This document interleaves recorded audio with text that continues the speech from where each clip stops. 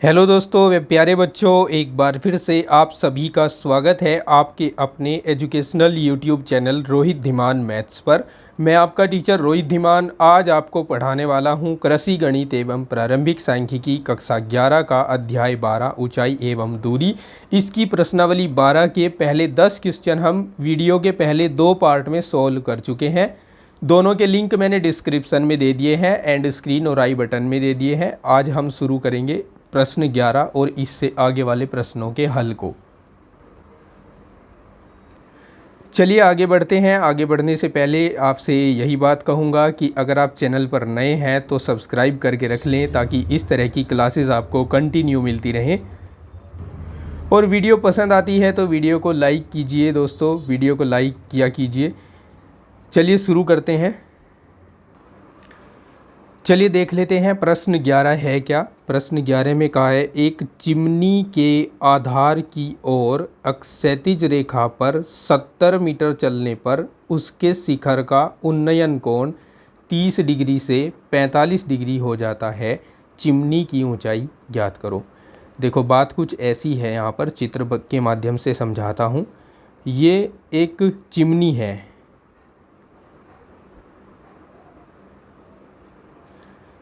इसके आधार से कुछ दूरी पर यहाँ एक बिंदु है, इस बिंदु को ए नाम दे देते हैं।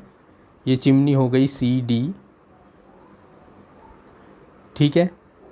इस ए से जब हम इस चिमनी के शिखर को देख रहे हैं तो उन्नयन कोण बन रहा है 30 अंश का। अब चिमनी की ओर 70 मीटर चल दिए, चलने पर बिंदु बी पर रुके और फिर चिमनी के शिखर को देखा तो कोण बना 45 अंश का। कहा है चिमनी की ऊंचाई ज्ञात करो। लीजिए चिमनी की ऊंचाई को हम h मान लेते हैं और ये जो अज्ञात दूरी BC है इसको हम x मान लेते हैं, ठीक है। यहाँ में एक बात लिखनी है, वो बात ये है कि माना चिमनी चित्रानुसार CD है, तब अब आपने चित्रानुसार लिख ही दिया है तो बाकी सारी बातें आपको बताने की आवश्यकता नहीं है। चित्र में सब कुछ शो है, वहीं से आप डायरेक्टली इनको यूज कर सकते हैं। देखो जैसे यहाँ पर हमारे पास 2 त्रिभुज हो गए हैं, एक तो ACD और BCD। आपको दोनों को बारी बारी से लेना है। मैं पहले BCD को लेता हूँ। चित्र से त्रिभुज BCD में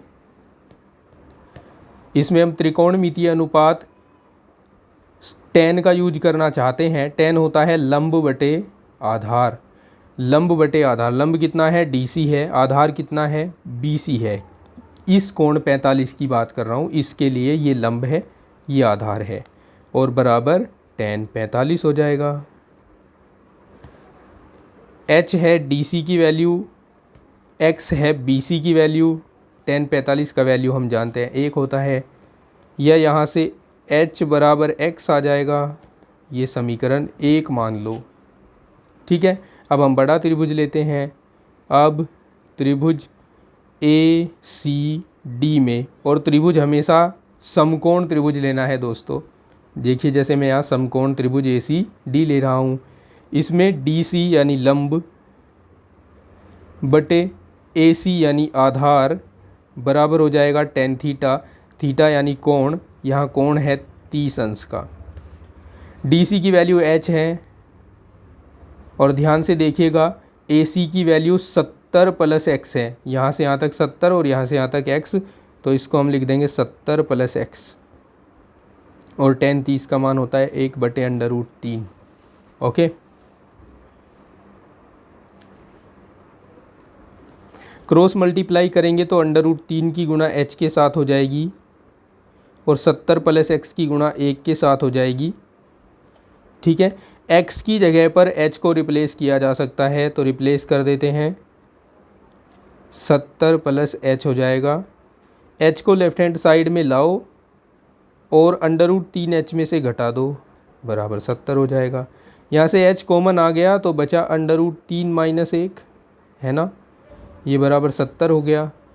या फिर यहाँ से h का मान आ जाएगा 70/√3 - 1। इसका परिमेयकरण कर दो, √3 - 1 बटे √3 - 1।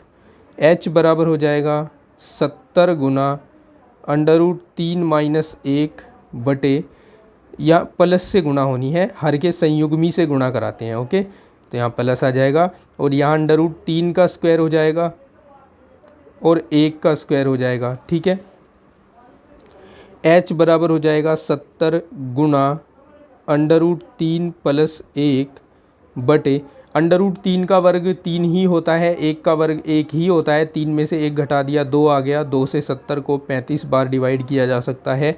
h बराबर हो जाएगा 35। इस √3 का वैल्यू रख दें, 1.732 होता है, प्लस 1 हो गया। h बराबर हो गया 35 गुणा 2.732, गुणा कराते हैं। 35 दूनी हो गए 70, हासिल 7 गए, 35 तिया 105 हो गए, 105 और 7 112, हासिल गए 11, और 35 सत्ते होते हैं 245, 245 और 11 हो जाएंगे 256, 256 का 6 होगा, हासिल जाएंगे 25, 35 दूनी 70, 70 और 35 हो जाएंगे 95, 70 और 25 हो जाएंगे 95, और दशमलव लगेगी 3 अंकों के बाद, यानी यहाँ पर। तो h का मान आ जाएगा 95.620 मीटर, जिसको हम 95.62 मीटर भी लिख सकते हैं। और यही होगी यहाँ पर अभीष्ट ऊंचाई, चिमनी की ऊंचाई। ठीक है दोस्तों, हमारे चैनल पर आपको एग्रीकल्चर, मैथ और फिजिक्स से रिलेटेड बहुत सारा कंटेंट मिल जाएगा।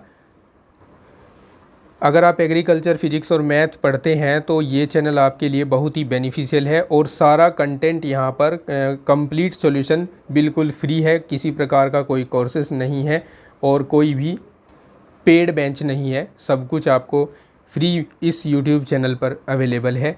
तो इसके बदले में आपको इतना सपोर्ट तो बनता है कि आप चैनल को सब्सक्राइब करें, वीडियो को लाइक करें और शेयर करें अपने दोस्तों के साथ। ज़्यादा से ज़्यादा बताएं चैनल के बारे में अपने दोस्तों को। अगर आपका कोई भी कमेंट हो, क्यूरी हो, तो आप कमेंट सेक्शन में कमेंट कर सकते हैं, या फिर मेरे व्हाट्सएप नंबर जो कि डिस्क्रिप्शन में मैं आपको दे दूंगा, उस पर भी आप संपर्क कर सकते हैं। देखिए प्रश्न 12 में कहा है, एक स्थान से एक मीनार की चोटी का उन्नयन कोण 30 डिग्री है। उस स्थान से मीनार की ओर 100 मीटर जाने पर उन्नयन कोण 60 डिग्री हो जाता है। मीनार की ऊंचाई ज्ञात करो। पहले इसके चित्र बनाता हूँ और चित्र के माध्यम से आपको समझाता हूँ। ये एक मीनार है, मान लीजिए। इस मीनार की ऊंचाई हमें ज्ञात करनी है, तो मीनार की ऊंचाई को मैं पहले ही h कह देता हूँ, और ये मीनार का नाम रख देता हूँ, मीनार CD है। इस मीनार से इधर एक बिंदु है, बिंदु A मान लीजिए है ये। बिंदु A से जब इस मीनार के शिखर को देखा जा रहा है तो कोण बन रहा है 30 अंश का। और जब मीनार की ओर 100 मीटर जा रहे हैं, ये ठीक पहले प्रश्न की तरह है, और बिंदु B पर आ गए हैं, तो मीनार का जो उन्नयन कोण है वो बना 60 अंश का। तो आपसे पूछा है कि मीनार की ऊंचाई ज्ञात करो। सबसे पहले मैं ये अज्ञात दूरी BC, इसको मैं x मान लेता हूँ। ठीक है, आप यहाँ पर कह दीजिए, माना चित्रानुसार मीनार DC है। अब समकोण त्रिभुज, बस इतना कहकर आप चित्र के माध्यम से इसको कर दीजिए। आपने चित्र बना दिया है, बड़ी मेहनत की है चित्र बनाने में, तो एग्जामिनर आपके चित्र को देखकर समझ जाएगा, आप बस डायरेक्टली वैल्यू रख सकते हैं। अब समकोण त्रिभुज, दो त्रिभुज है हमारे पास, एक छोटा सा है ये वाला और एक बड़ा सा है ये वाला। तो हम पहले छोटा सा त्रिभुज ले लेते हैं BCD। त्रिभुज BCD में, इसमें हम त्रिकोणमितीय अनुपात का यूज करेंगे tan का, और tan होता है, इस कोण के लिए tan होगा लंब बटे आधार। लंब है हमारे पास DC और आधार है BC, तो ये आ जाएगा tan 60 के बराबर। ठीक है, DC का वैल्यू है h और BC का वैल्यू है x और tan 60 का वैल्यू होता है √3। या यहाँ से हमें देखिए मीनार की ऊंचाई ज्ञात करनी है, तो इसलिए x का मान h के पदों में ज्ञात कर लीजिए। x बराबर हो जाएगा h/√3। ठीक है, इसको आप समीकरण 1 मान लीजिए। ओके, अब पुनः समकोण त्रिभुज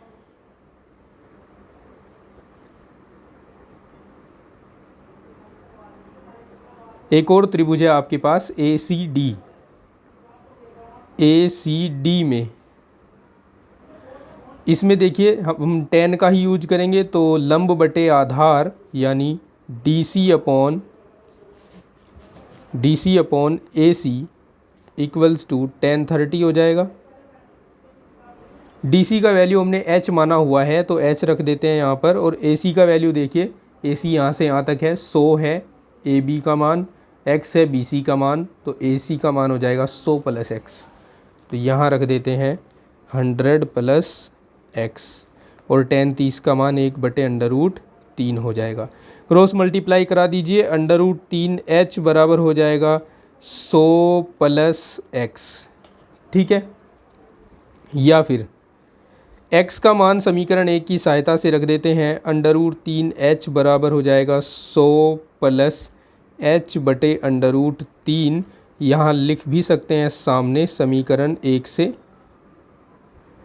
ओके, अब ये लेफ़्ट हैंड साइड में लेके आइए, तो √3h - h/√3 बराबर 100 हो जाएगा। √3 को एलसीएम ले लीजिए, तो √3 और √3 की गुना होगी, तो यहाँ 3h हो जाएगा -h बराबर 100। यहाँ हो जाएगा 2h, है ना, 3 में से 1 घटेगा, 2h बराबर, और ये √3 जाएगा 100 के साथ गुना में, तो 100 √3 हो जाएगा। अब ये 2 आएगा 100 के साथ भाग में, तो h बराबर 100 √3/2 लिख सकते हैं इसको, 2 से 50 बार काट सकते हैं, h का मान हो जाएगा 50 √3 मीटर। और आपकी जो आंसर शीट है उसमें भी ये आंसर यहीं छोड़ा है। हम चाहते तो इसमें √3 का वैल्यू रख सकते थे अगर हमें वैल्यू डेसिमल में फाइंड करना होता तो, लेकिन यहीं आंसर दिया गया है तो हम यहीं भी छोड़ सकते हैं। क्वेश्चन 13 है, किसी मीनार की चोटी का उन्नयन कोण भूमि पर स्थित एक बिंदु से 45 डिग्री है। भूमि पर कोई बिंदु स्थित है और एक मीनार है, इसकी चोटी का उन्नयन कोण 45 डिग्री है। देखो मीनार मैं खींच देता हूँ यहाँ पहले की तरह, इसका नाम रख देता हूँ CD, हटाइए से CD। और यहाँ पर कोई बिंदु है A, मैंने इसका नाम रख दिया है, और जब D को देख रहे हैं तो कोण बन रहा है 45 अंश का। मीनार की ओर 100 मीटर चले, यहाँ से यहाँ तक 100 मीटर चले और B पर रुक गए, मान लीजिए यहाँ B है, इस पर रुक गए, और फिर से मीनार की चोटी को देखा तो हमने पाया कोण बना 60 अंश का। ये अज्ञात दूरी x मान लेता हूँ, और मीनार की ऊंचाई जो कि हमें ज्ञात करनी है उसको h कह दिया मैंने। तो सबसे पहले हम लिखेंगे, माना मीनार CD की ऊंचाई h है, h मीटर है ऐसा कह दीजिए, तब चित्रानुसार, देखिए ये भी ऐसा ही क्वेश्चन है जैसे अभी अभी हमने 2 पहले क्वेश्चन सॉल्व किए हैं 11 और 12। सबसे पहले ये छोटा त्रिभुज लेते हैं BCD, समकोण त्रिभुज BCD में DC अपॉन BC। अब इस कोण के लिए देखो, ये लंब है, ये आधार है, तो लंब बटे आधार tan थीटा हो गया, और थीटा का काम कर रहा है 60 डिग्री। DC का वैल्यू h है और BC का वैल्यू x है, और tan 60 का मान होता है √3। यहाँ से x का मान निकालो, x का मान आ जाएगा h/√3, इसको समीकरण 1 मान लीजिए। अब आगे बढ़ते हैं। देखो ये बड़ा वाला त्रिभुज लेते हैं, पुनः समकोण त्रिभुज ACD में DC/AC ले लेते हैं, DC/AC। देखिए ज़रा इस कोण 45 के लिए ये लंब है, ये आधार है, लंब बटे आधार tan थीटा होता है और थीटा का काम 45 अंश कर रहा है। ओके, तो DC का वैल्यू h है, AC का वैल्यू देखिए यहाँ से यहाँ तक 100, यहाँ से यहाँ तक x, तो 100 + x हो गया और tan 45 का मान 1 होता है। या फिर यहाँ से h का मान आ जाएगा 100 + x, क्रॉस मल्टीप्लाई कराने पर ये 100 + x ही कम 100 + x हो गया। समीकरण 1 से x को रिप्लेस करके h/√3 रख सकते हैं, या फिर h बराबर हो जाएगा 100 + h/√3, यहाँ सामने बता भी सकते हैं समीकरण 1 से। अब क्या करते हैं, इस h/√3 को लेफ्ट हैंड साइड में लाते हैं, h वाले सारे टर्म्स एक साइड में हमने कर लिए, बराबर हो गया 100। ठीक है, आगे देखिए √3 को LCM जब लेंगे तो √3 की गुना h के साथ होगी, तो √3h - h हो जाएगा, बराबर 100 आ जाएगा। इस 3 की गुना इधर करेंगे तो √3 - 1, देखो दो काम एक साथ कर रहा हूँ, h को कॉमन भी ले लिया और √3 की गुना इधर भी कर दी, 100 √3 हो गया। बताओ समझ आया ना? अच्छा जी, यहाँ से h का मान हो जाएगा 100 √3 बटे √3 - 1। लेकिन ये क्या है, इसका तो हर अपरिमेय है, इसको परिमेय बनाओ। परिमेयकरण करने के लिए हर का संयुग्मी उतार दो मैदान में, तो ये हर है, इसका संयुग्मी प्लस वाला होगा। अब ये 100 √3 इंटू √3 + 1 बटे, इनका मान देखो, √3 का स्क्वायर - 1 का स्क्वायर होगा, √3 का स्क्वायर 3 होगा, 1 का स्क्वायर 1 होगा, यहाँ 2 बचेगा ना। ठीक है, इधर साइड में करते हैं। अब ये हो जाएगा 100 √3 + 1 बटे 2 आ जाएगा। 2 से इसको 50 बार काट सकते हैं। 50 √3 की गुना √3 के साथ कराएंगे तो 50 × 3 हो जाएगा, और 50 √3 की गुना यहाँ कराएंगे तो 50 √3 ही आएगा। एक के साथ गुना कराकर 50 × 150 हो जाएंगे, प्लस 50 गुना √3 का मान रख दो 1.732, 150 प्लस 5 से गुणा कराओ, 5 दूनी 10, 5 तिया 15 और 1 16, 5 सते 35 और 1 36, 5 ही कम 5 और 3 8, और दशमलव लगाओ 2 स्थानों के बाद। इस 1 0 के कारण ये इधर खिसक जाएगा, 2 स्थानों के बाद आएगा। अब इनको जोड़ देते हैं, 0.6 तो एज इट इज रहेगा, ये 6 0 के साथ जुड़ेगा, 6 आ जाएगा, और 8 और 5 हो जाएंगे 13, 1 और 1 हो जाएगा 2, तो 236.60 मीटर इसका आंसर होगा, और मीनार की ऊंचाई भी यही होगी। ठीक है, h का मान होगा ये, और हमारे क्वेश्चन का आंसर भी यही होगा। प्रश्न 14 है, 60 मीटर ऊंची किसी पहाड़ी की चोटी से किसी मीनार की चोटी तथा पाद के अवनमन कोण। देखो यहाँ अवनमन का मतलब ये है कि ये जो 60 मीटर ऊंची पहाड़ी है और जो मीनार है वो मीनार पहाड़ी से छोटी है। अवनमन कोण अगर बन रहे हैं तो दूसरी वस्तु पहली से छोटी है जहाँ से देखा जा रहा है उसको। 60 मीटर ऊंची किसी पहाड़ी की चोटी से किसी मीनार की चोटी तथा पाद के अवनमन कोण 30 डिग्री और 60 डिग्री है, मीनार की ऊंचाई ज्ञात करो। तो देखो चित्र खींचता हूँ पहले इसका। ये मान लो ये है पहाड़ी, ओके, ये पहाड़ी है। इस पहाड़ी का नाम रख देते हैं CD है, ये पहाड़ी ऐसा मान लीजिए, ओके। और इधर कोई मीनार है, यहाँ मीनार है, मीनार को AB मान लेता हूँ, चलेगा। ये हो गई मीनार। अब जब इस पहाड़ी की चोटी से इस मीनार की चोटी को देखा गया यहाँ ऐसे, तो ये कोण बना है दोस्तों 30 अंश का। ओके, और जब इसके पाद को देखा गया, ये इसका पाद है, पाद मतलब आधार, और इसको देखा गया तो 60 अंश का कोण बना। अगर ये पहाड़ी 60 मीटर ऊंची थी, ये पहाड़ी थी 60 मीटर ऊंची, तो हमें मीनार की ऊंचाई ज्ञात करनी है। मान लो मीनार की ऊंचाई है h, ओके, और ये अज्ञात दूरी है x। अगर ये AC x है तो ये B और इसको E मान लेते हैं, ये BE दूरी भी x ही होगी, क्योंकि ये दोनों समांतर रेखाएं हैं और समांतर रेखाओं के बीच की दूरी हमेशा हर बिंदु पर समान रहती है। तो सबसे पहले हम लिख देते हैं, माना मीनार AB की ऊंचाई h है, तब चित्रानुसार, अब सब कुछ चित्र में अवेलेबल है, आपको ज़्यादा कुछ लिखने की आवश्यकता नहीं है। चित्र में आपके पास दो त्रिभुज हैं। एक त्रिभुज है ACD जिसका लंब है 60 मीटर और आधार है x मीटर। मैं पहले इसी त्रिभुज को लेकर क्वेश्चन को आगे बढ़ाता हूँ।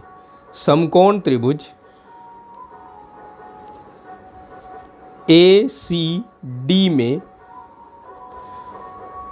DC, या फिर पहले x का वैल्यू चाहिए ना, तो AC ले लीजिए अब की बार, AC upon DC equals to, इस 60 डिग्री कोण के लिए AC तो आधार है और CD लंब है, तो यहाँ आधार बटे लंब लिया है। आधार बटे लंब कोट थीटा होता है और थीटा का काम ये 60 डिग्री कर रहा है। ओके, AC का वैल्यू x आपने लिया है, DC का वैल्यू 60 आपको दिया है, और कोट 60 का वैल्यू 1/√3 होता है। तो यहाँ से x का वैल्यू आ जाएगा 60, इस 60 की गुणा 1 के साथ हो जाएगी 60 बटे √3।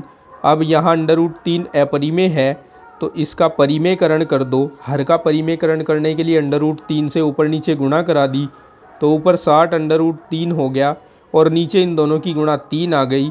3 से 60 को काट कर 20 आ गया, तो यह आ गया 20√3। तो x का वैल्यू आ गया प्यारे दोस्तों 20√3 मीटर। ओके, अब ये x का वैल्यू आगे चलकर हमारे काम आएगा। अब हम दूसरा त्रिभुज लेते हैं। चित्र में देखिए BED, BED में इसका आधार तो x ही है जो कि 20√3 मीटर आ गया है, लेकिन इसका जो लंब है DE वो हमें अभी ज्ञात नहीं है, उसको ज्ञात कर लेते हैं पहले।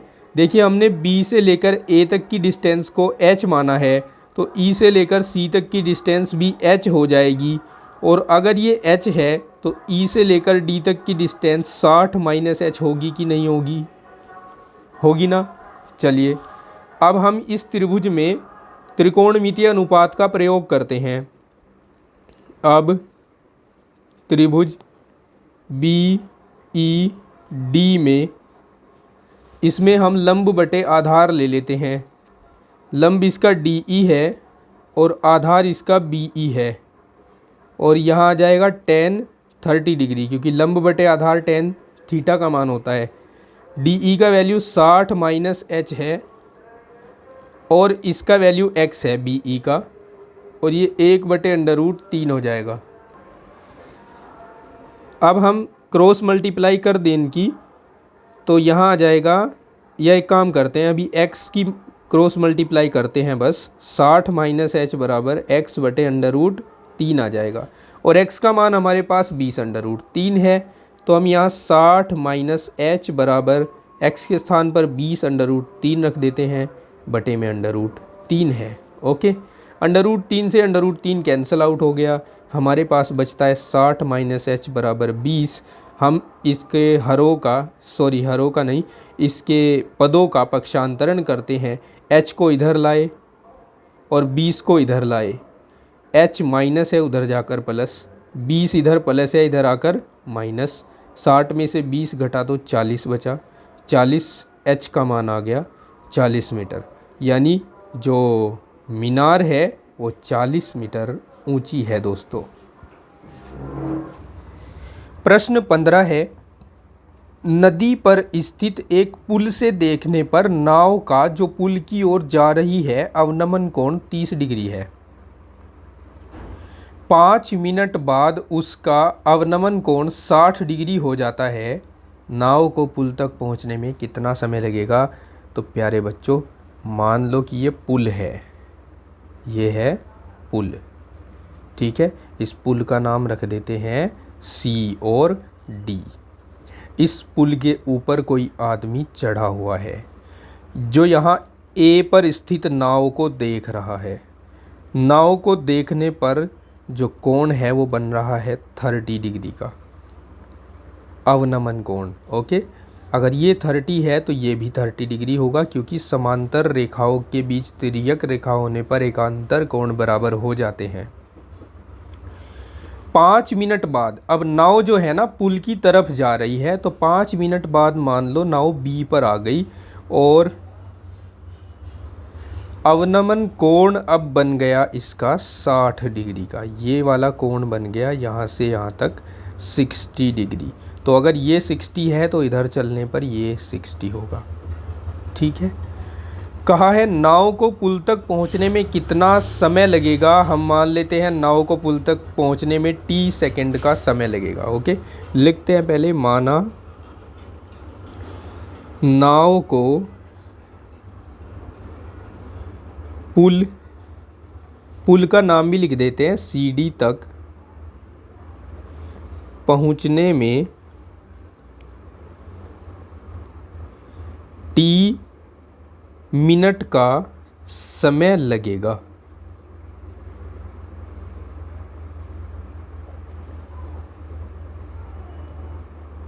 ओके, और पुल की ऊंचाई को h मान लेते हैं। देखो, अब नाव चल रही है, इसका मतलब कोई चाल तो नाव की होगी ही। माना नाव की चाल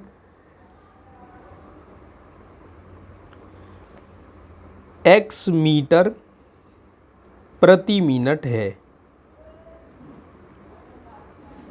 तब अब चूंकि हम ऊंचाई दूरी पढ़ रहे हैं तो इसलिए इसमें समय और चाल का हम डायरेक्टली यूज नहीं कर सकते।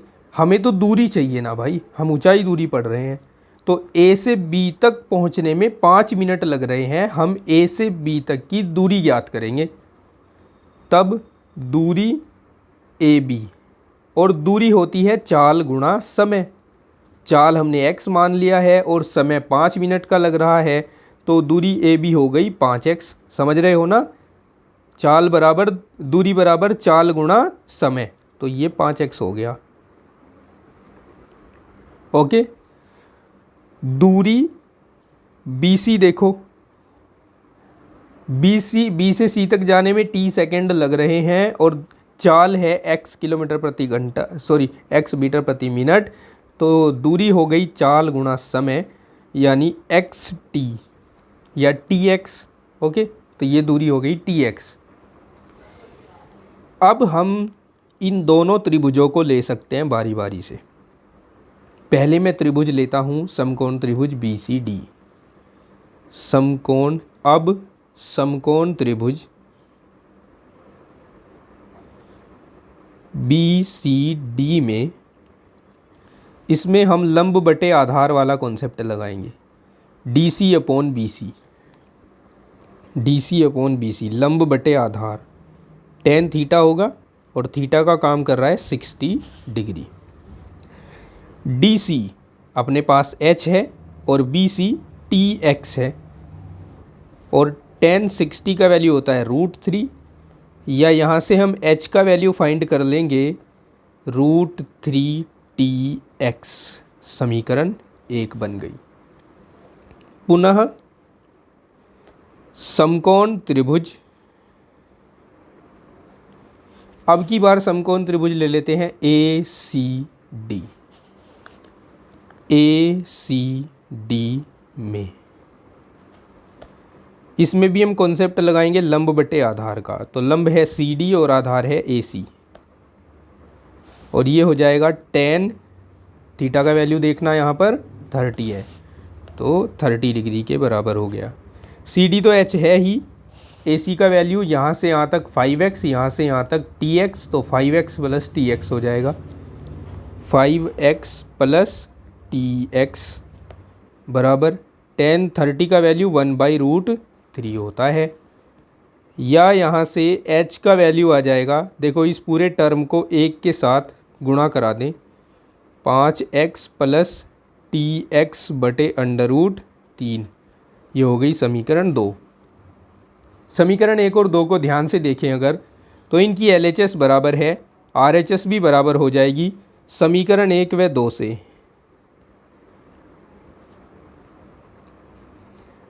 5x प्लस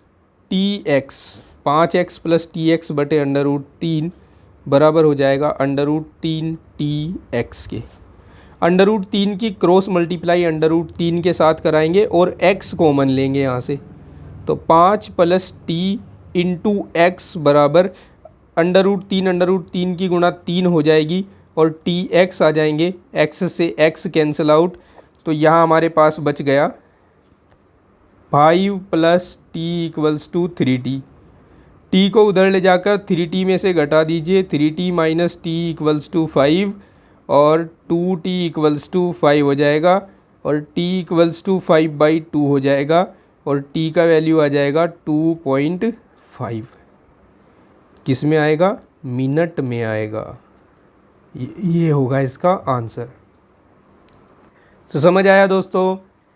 चलिए वीडियो के इस पार्ट में तो इतना ही। नेक्स्ट क्वेश्चन सोल्व करेंगे वीडियो के नेक्स्ट पार्ट में, और नेक्स्ट वीडियो आपको जल्द ही मिल जाएगा।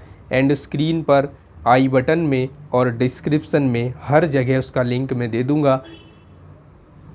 कोई भी क्यूरी हो, कोई भी डाउट हो, कमेंट कीजिए या फिर व्हाट्सएप नंबर जो डिस्क्रिप्शन में दिया हुआ है उस पर व्हाट्सएप कीजिए। मिलते हैं नेक्स्ट वीडियो में। जाते जाते चैनल सब्सक्राइब नहीं किया है तो सब्सक्राइब कर दीजिए, वीडियो को लाइक और शेयर करना मत भूलिए। मिलते हैं नेक्स्ट क्लास में, तब तक के लिए अपना ख्याल रखिए, पढ़ते रहिए, हंसते गुनगुनाते रहिए।